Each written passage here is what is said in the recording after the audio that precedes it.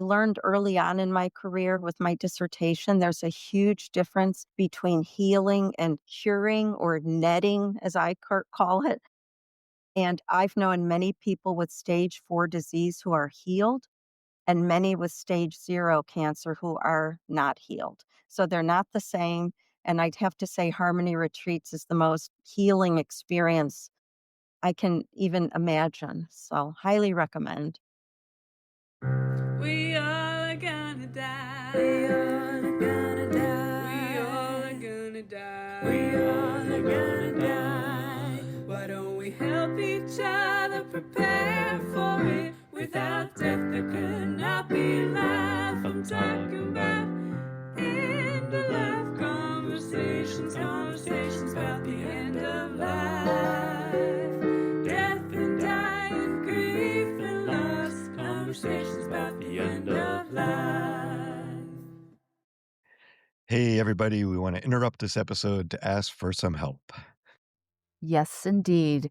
We would like to add value to our podcast for you, our beloved community, as we move into our third How year cool is of that? being here. 30 years. Well, 3 years. just starting our third year. We're very excited about that. So we really do. We want to add some value. And we'd love to have as many as possible of you go to our podcast notes and click on the link to take just a few minutes to do a survey for us and tell us what would make it more valuable for you. So we look Yeah, forward to hearing and from you. and don't hesitate. Whatever is on your heart, there's a little space there that you can add your thoughts about what you'd like to hear more about. Maybe, even if it's books or music, whatever, just Yeah. let us know because we are here to in support of you, Yeah. our listeners. So thank you so much. Yeah. And now back to our regularly scheduled program. Thank you. Welcome, everyone. I am the Reverend Mother Ana Luisa Armendariz, and today we welcome Cobie Whitten. Cobie earned her doctorate in clinical psychology from the University of Illinois at Urbana-Champaign. She is currently a psycho-oncology consultant in Olympia, Washington, and her efforts include the creation of a community health education course, Cancer 101 Basics and Beyond, which provide patients and their families with the information, resources, and support they need when facing a cancer diagnosis. Yeah. And my wife introduced her to me after going to one of her seminars. So Ah, um, I'm so glad to have you with us. Kobe also provides training on a wide range of psycho-emotional topics, helping providers better care for and support cancer patients, including compassionate interactions with cancer patients, palliative care, coordinated and interdisciplinary cancer survivorship care, and compassion fatigue. And we've heard of that. we certainly have. She serves as a faculty member at Harmony Retreats, a nonprofit organization focused on wellness and providing comfort and support to individuals affected by cancer, including caregivers and healthcare professionals. Wonderful work. Welcome, So Cobie. glad you could do this work. Thank you. Thank you for joining us. We always like to kind of get a feel for our audience, our guests, by asking when you first became aware of death. That's such an interesting question. I was thinking about this, and I think my first experience was Puddles, my turtle, who I had as a little girl. That was when you could have those turtles, which was a bad thing to have. But one day I came home from school, and Puddles was floating shell down in the toilet. I think Puddles had expired while I was at school, and my mom tried to give him a burial at sea. Um, and unfortunately, he did not go down. So it was rather shocking to come home from kindergarten and see puddles like that. Um, and then my grandparents died, but I don't really have a clear memory of that. And of course, in those days, I wasn't involved in any end of life celebration, Hmm. funeral. We were sheltered from that. And really, my first clear memory was in college. A few days before graduation, two friends of mine died. One who had type 1 diabetes and had a complication from a burn, and the other, a friend who died in a car accident 2 days before graduation. And that Mm. both of those deaths which were absolutely premature and very traumatic, really hit me. And then, of course, over the years, I've had a lot of relatives and now many, many patients Mhm. die. So Yeah.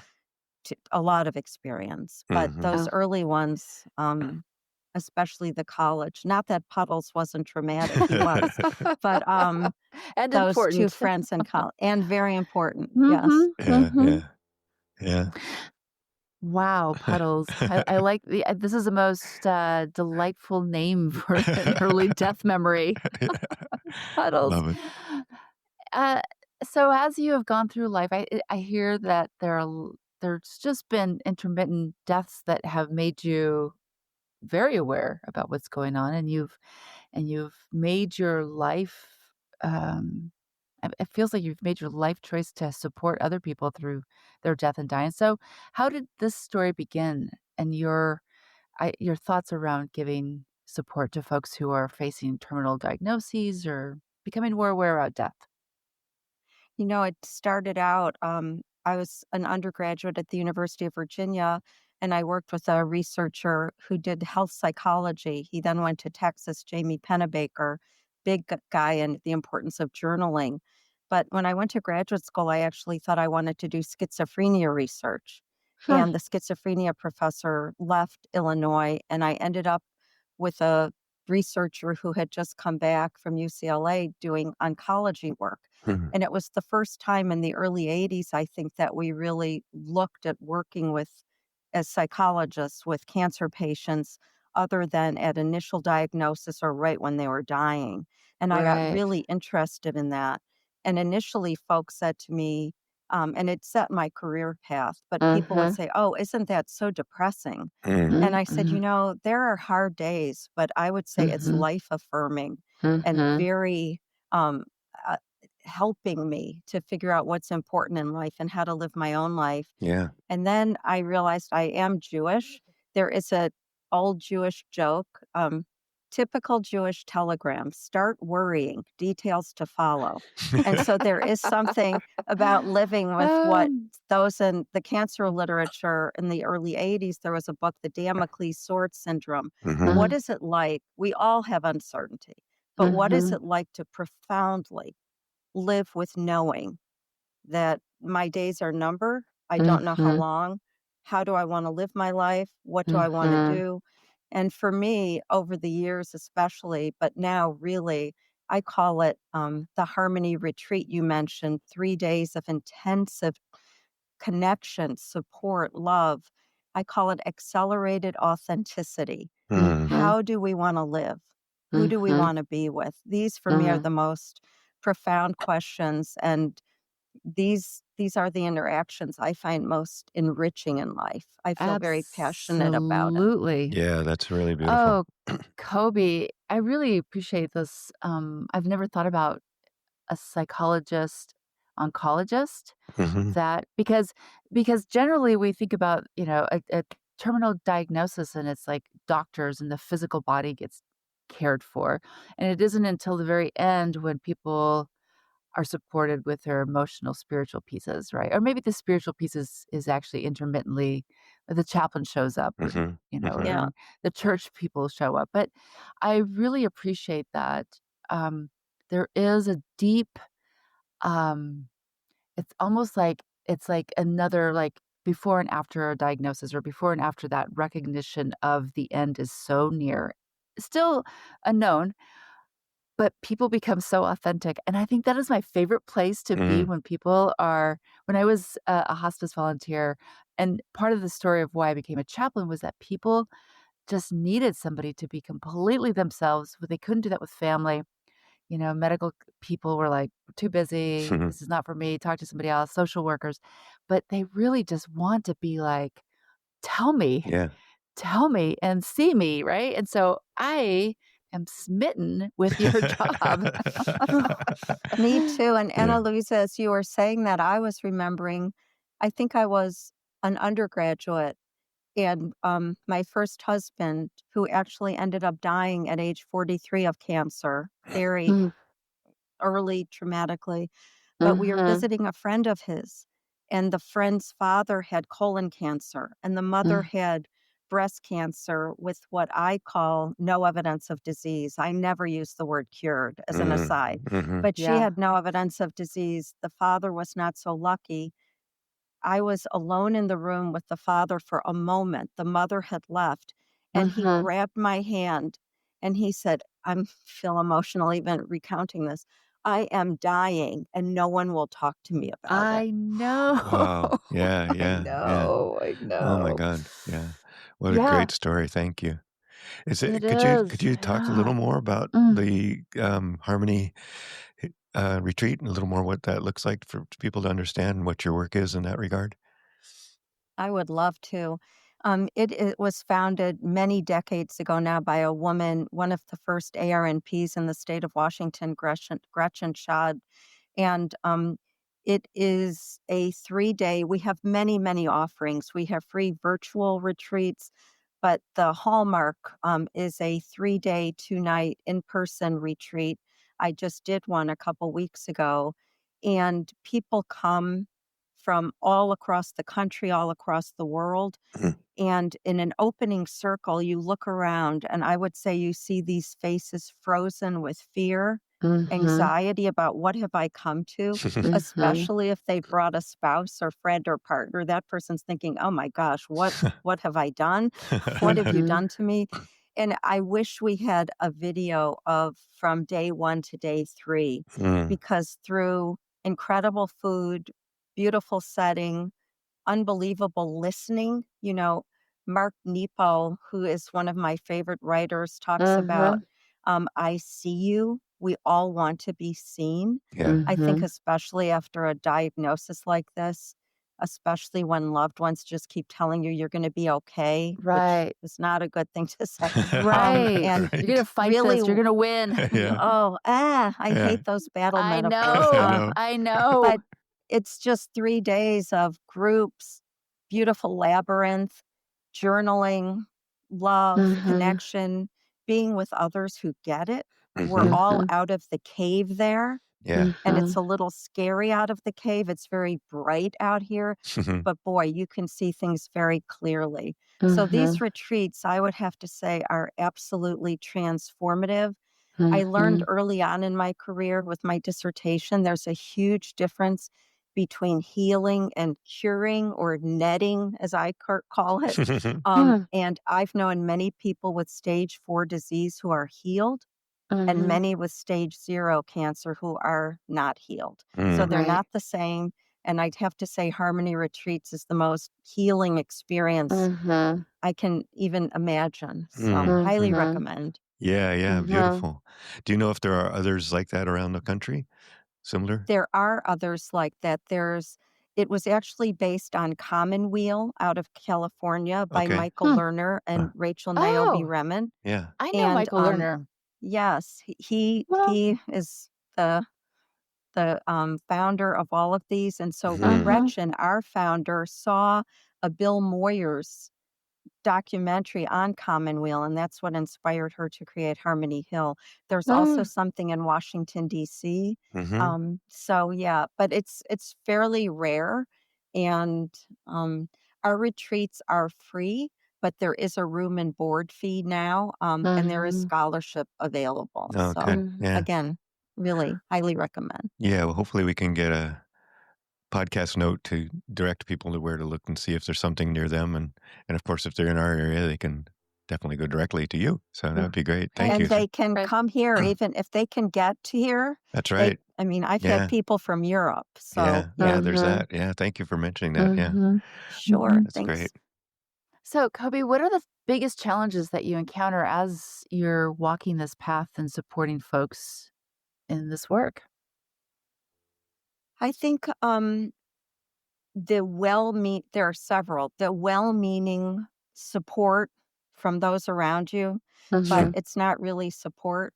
One of my Right. favorite There are many articles. One of my favorites is what not to say to someone Mhm. when they have cancer. Mhm. Right. And just often, unfortunately, at a time when the person dealing with cancer, no matter their prognosis, doesn't have a lot of energy, they're Mhm. forced to either educate and or support someone who's trying to Others. support them. Exactly, Mhm. just like when Mhm. someone dies and someone's trying to comfort you and they're, upset.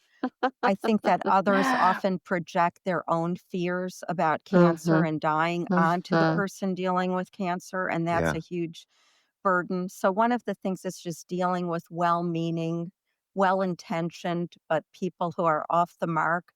The other is this whole notion that we have to battle, battle, battle, that if Yes. you decide, you know Yes. what, this treatment is not what I want, through a process of what we call shared decision making with your provider. So, the day Mhm. I'm going to age myself here, but there was a wonderful show with Mark called Marcus Welby, MD. Yes. James Brolin was his assistant.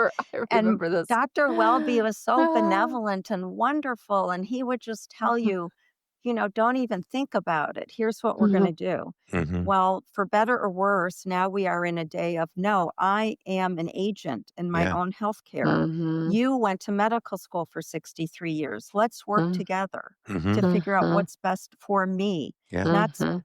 what's best in an algorithm. So Mhm. when Mhm. people with a lot of thought decide, I don't want to do this treatment anymore, I can't Mhm. enjoy food, I have neuropathy, it's not affecting my cancer. And others Mhm. around them are almost emotionally screaming at them. You can't Mhm. give up. Mhm. Yeah. You've got to Right. keep going.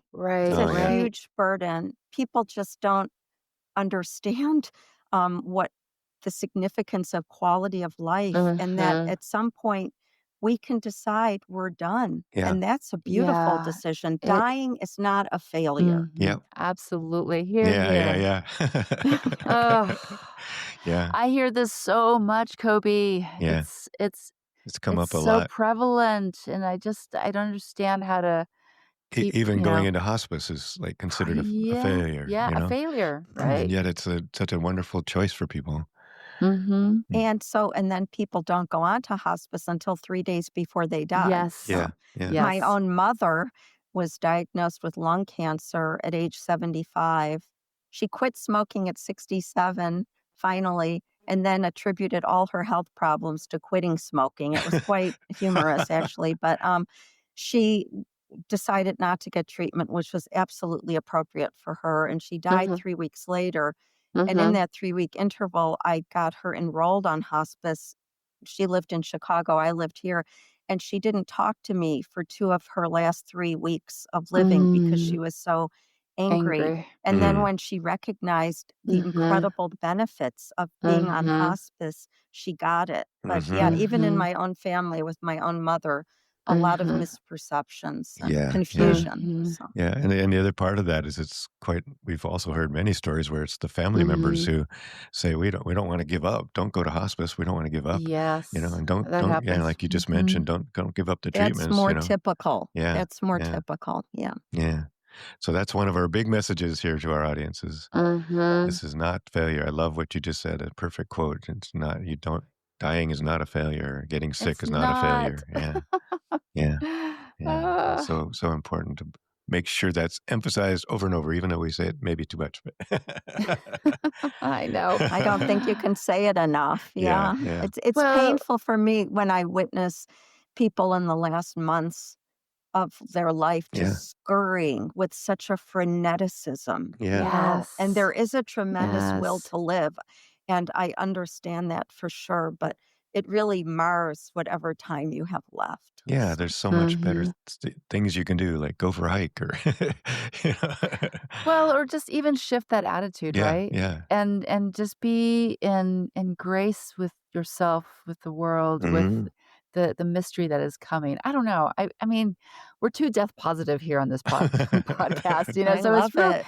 it's really difficult because I hear it, I see it, and, yes, I Sure, want yep. I my hope is that more people would just gather themselves. Like, the reason I think of that I'm so in love with this whole process is I read William Cullen Bryant when I was in high school, the Thanatopsis poem. Never will I ever forget that moment when I read that poem, and the person is, like, taking death and wrapping it like a quilt around and laying down on the couch, and I was like, "Oh, that sounds so amazing." I was like, "That's what I want all humans to encounter at the Yeah, end of life." yeah, yeah. To have that Mm, opportunity, that choice, to be able to mhm, make that choice. That's mhm, yeah, and it's That all oh, I about think what you just said is education. choice, critical, Yeah, education and mhm, choice, yeah. yeah, yeah. mhm. So, in all of this work you're doing, do you have any fear of death yourself, or what does frighten you? Does anything frighten you? That is a super question. I there's a beautiful story, that Irvin Yalom, who's one of my heroes, Hmm. tells in his book, Staring into the Sun. He's a, psychiatrist emeritus at Stanford. He's written beautiful fiction and nonfiction Hmm. with death. He's an existentialist psychotherapist, and he describes how he always thought he would, die before his wife, Marilyn. She ended up dying of multiple myeloma, I believe, before him, but, Yeah. they lived in Palo Alto. They had a condo in San Francisco, and they would go into San Francisco separately from the train station in Palo Alto and leave their cars. They'd come back, and he would wait for her to start her car. So he Hmm. says, "I don't have fear about death because I can't remember anything before I was born, and that's what I believe it will be like. But Mhm. who will wait for Marilyn to start her car?" Oh. So for me, it's the people I leave Yeah. behind, I think. Yeah. I don't Mm, want pain. I know for many of my patients, even on hospice, I have to say that pain control can be a mhm, major issue. Yeah. It's really important for me to live in a state with death with dignity, with which Washington mhm, is.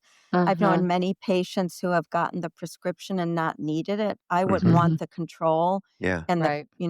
of having that prescription, but I would have to say I have grandchildren I'm just crazy in love with. It's just leaving prematurely, not not being able to be with them and see them. So Yeah. death itself, I've learned so much from so many people, Mhm, not mhm, not really afraid, um, but just who I'm leaving behind, my children, my grandchildren, my husband. Hmm. Hmm. And not wanting to be in pain. I would Yeah. not wanting to suffer. Yeah. Yeah. Yeah. right. Very, very true. We actually his other book, the one I just finished reading his book. I think it's called Of Death and Life, where he Yes. and his wife take turns writing chapters as she's in the last Oh, few that's years right, of you her told me about life, this. and Mhm, it's really moving and deeply moving, and really that. Well, of course, they were married for what 67 years or something, and so. And it also very deeply resonated and touched me because of my own wife's terminal diagnosis. That, it's good. This is my story in a way, mhm, um, Yes. and this whole sense of anticipatory grief, and then what that's going to look like, to get up in the morning and say, "Hey," and then realize there's nobody you're calling to, right? mhm, It's mhm, just it's hard. Yeah. It's I highly recommend his fiction book, The Schopenhauer Cure, Hmm. where, the protagonist early on is a psychotherapist and learns he only has 1 year to live. So it brings up the questions of how do I wanna change anything in my life? Hmm. Do I mhm, wanna do anything differently? mhm. Yeah, beautiful. Hmm. We'll have to put a link to his work in our podcast notes for this one. Yes. In fact, I'd love to get him on the podcast. I think is he still Oh, alive? he's I think somewhat cognitively challenged right now. Yeah, he was 2 of his sons are communicating a lot of his work, but okay. I think his days of being interviewed are Probably passed. Yeah, unfortunately he's gone. must Yeah. be Huh. close to 90 or over 90 now. Yeah, He's in his 90s, I yeah, think. yeah. Yeah. What a treasure. Yeah, yeah. So, Kobe, when I suspect that you have a lot of tools that you use to get yourself feeling like I'm okay, especially if, you lose somebody who's dear and special. But what do you do to take care of yourself mentally, spiritually, physically? What is your go-tos? It's pretty easy for me now because my children are all grown. My parents and my husband's parents are gone. So I was just talking to a friend the other day who very much is that sandwiched in between the Mhm. needs of the Oh my youngers and gosh. the olders. Yes. So I work part time at this point. I have time to work out and cook and eat Lucky. well. And my husband, who is actually a retired pathologist, he used to joke that we could open a two-room office. One Dr. Whitten would give you the diagnosis, and he said, and now I'll open the door, and the other Dr. Whitten will help you cope with what I just told you. Aw. So we complement each other well. So Mhm. he's a fabulous listener and support. And I also recognize the importance of crying and Mhm. grieving and feeling. Mhm. Mhm. One of Mhm. our kids recently said if there was some song that would sum up who you are, it would be show some emotion, Oh, I love um, that. Joan so Armatraded.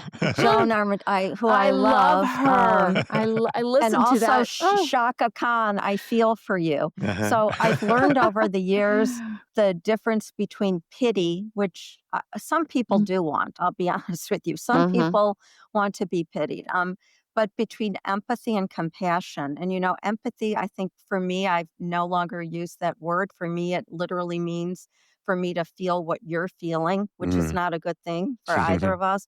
And I really like the idea of compassion, Mhm. where I feel for you with boundaries. So I've learned over the years um, to, my shields are up, but my heart is open. I would Right. say that's how I view my work. And certainly there are some people I work with who, when they die, it really profoundly affects me. Mhm.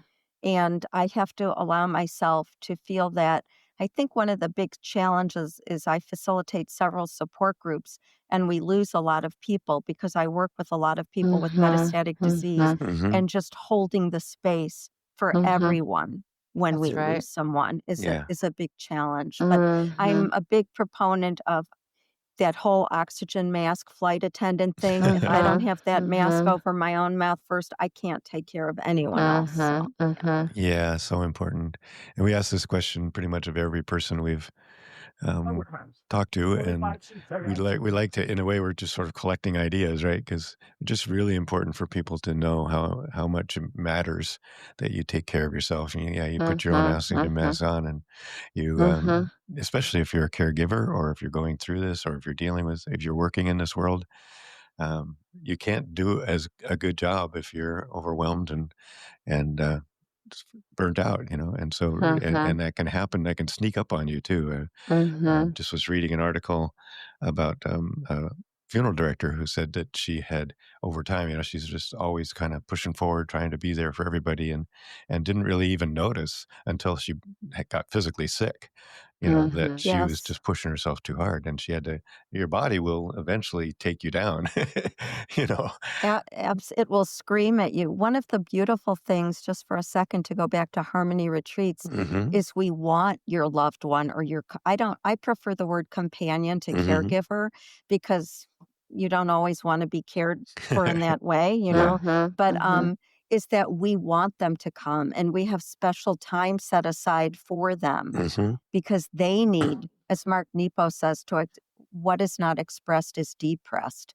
We Mhm. need them to express what they're feeling and get support. Yeah. So Mhm. critically important. Yeah. Yeah, when my wife Mhm. came home, she said, "I didn't realize that I could have brought you with." So, next time. Good. Yeah, Great. yeah, I hope that sounds really like I would get a lot out of that, so and I really I appreciate think that you'd love note, it. Yeah. that note that is important for, yeah, the caregivers especially. Let's see here, yeah, so this has been great, we really appreciate it, um Mhm. and appreciate your time and really the work you're doing. So phenomenal. Is there anything that we haven't asked you that you wish we would have asked you that you'd like to tell us about? I I think maybe just I do a lot of work with palliative care. Hmm. And people have so much confusion about that. It's not hospice. That's You know, right. it's intensive symptom management that is really most beneficial when it comes early in the diagnostic process. Yeah. There was a landmark study in 2010 showing that lung cancer patients with metastatic disease lived longer and better when palliative care was initiated early on, along with their regular treatment. Mhm. So I just wish folks took advantage of that more. Mhm. Palliative care is what all care should be. And Mhm. unfortunately, our healthcare system now is so fragmented and honestly broken in so Mhm. many places that it really serves a critical role. So, just I'm a big proponent of palliative care and utilizing it early in the Mhm. whole process. Process. So, Yeah, That's yeah. right. That's another good point about education is that the more we know as patients or as people who are and helping and providers, they're providers. confused. Yeah, Yeah. yeah. Mhm. Oh my Yeah. Yeah, goodness. the more we Mm. Yeah. can bring these things to bear when well Mhm. before they're needed and earlier on instead of last minute. Now, like you said, 2 weeks. Mhm. 2 weeks is the Yeah. average stay in hospice I read. That's So, just and that crazy. doesn't make I any guess the sense. one other thing is a story I love to tell. It's from a book called Talking About Death Won't Kill You. Yeah. I love that. I think it's by Virginia Morris, and there's a beautiful story she tells in it. She's in Newfoundland in some bar. It's a town where there's no health care, there's no hospitals. It's these fishermen are sitting around. She describes they're eating black bread smeared with molasses Mm. and it's they make their own nets. It's just, you know, very scaled down. And at a certain point, she remembers she has to do something. And she's suddenly, frantic about having to rush off and do whatever it is. And in retrospect, she can't even remember what that thing is. And one of the fishermen looks at her and says with a thick brogue, I, I don't have the time to hurry. I don't have the time to hurry. And I love that because I think Mhm. sometimes the folks I work with suddenly feel this bucket list freneticism Right, and right. the recognition of no, sit down, look Mhm. at that eagle Mhm. flying overhead, Mhm. hold your grandchild, be Mhm. here Mhm. now. Mhm. We Yeah. have to be reminded of that again and again. So for me, Mhm. Yeah. that's I a mantra for how I try to live my life. Oh, that's So. beautiful. Mhm. Very, very good. Yeah, I love that story. That's really true. That is true, and, my dad, I grew up my Mexican dad who always had aphorisms for so many things, but he'd always tell me, "Despacio porque voy deprisa." "Slow down because I'm in a hurry." That's great. So it's always been like, "Slow down, I'm in a hurry. I gotta just slow down." Yeah, yeah. Beautiful. Well, that's another great lesson for everybody to remember. Take a few breaths, stop. I think Uh-huh. there was a whole practice we did in our spiritual community once just called stop. And it's just a wonderful just kind of remember to stop moving, stop thinking, stop doing, and Just just be. Mhm. Be. And Mhm. enjoy, like you said, the eagle flying over, or the tree, or the grass, or the creek flowing by, and or just your loved ones. Yeah, hug your loved yeah. ones, or do a little dance, or sing a little song. Do a little dance, make a All little right. love. I love that song. Yeah, We have similar taste in you can music, I tell. I can think Yeah. tell. so. We could probably go out dancing together. So you wrote some quotes. Would you like to read those, or you like us to?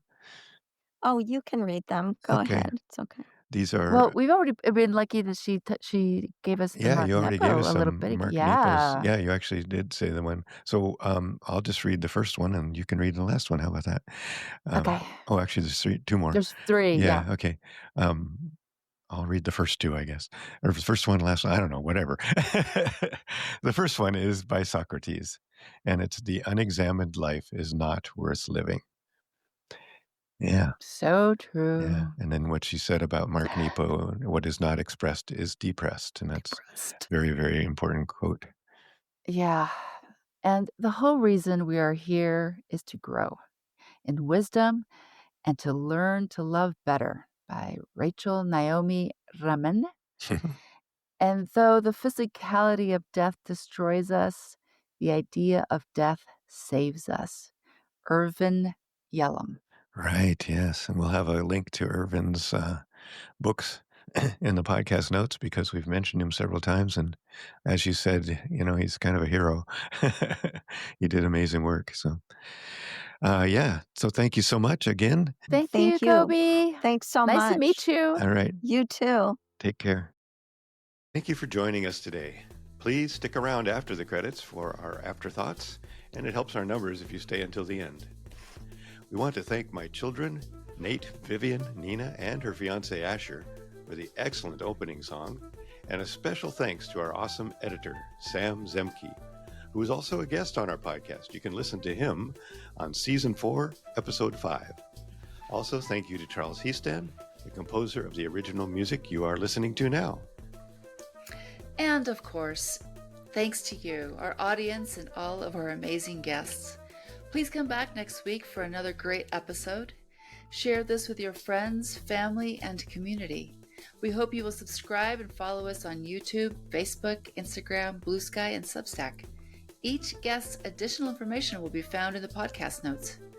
And of course, if you have a good end-of-life story to share, please reach out. We are always eager to hear from you. We could just have that recorded. Oh, A delightful human another one. to Yeah. intersect with our lives, Yeah. who's doing the work that is so important. Yeah. And I love that, in this case, we're not dealing with death care and that kind of thing. We're dealing with like what happens when you've learned about your own Right. and upcoming death and how do you The live a life? How do diagnosis. you live life in a Mhm. graceful and thoughtful and compassionate and Mhm. caring way and take care of yourself? So important. Mhm. Yeah. It is. Oh, Was it? that was a very lovely conversation, I Yeah. have to say, Cobie as is, usual. yeah, yeah. My Wendy told me, my wife's Wendy said, "You gotta talk to her. She would be great." So, She is. I yeah, love it. yeah. So I'm glad we did that. Glad we reached out and got to meet her, and, yeah, look, hopefully the audience enjoyed her as well, and the podcast notes will have all sorts of great information for you, That's right. and we'll look forward to the next podcast, so it's gonna be another great one. Yes. Yep, and thank you for Take listening. care. Adios.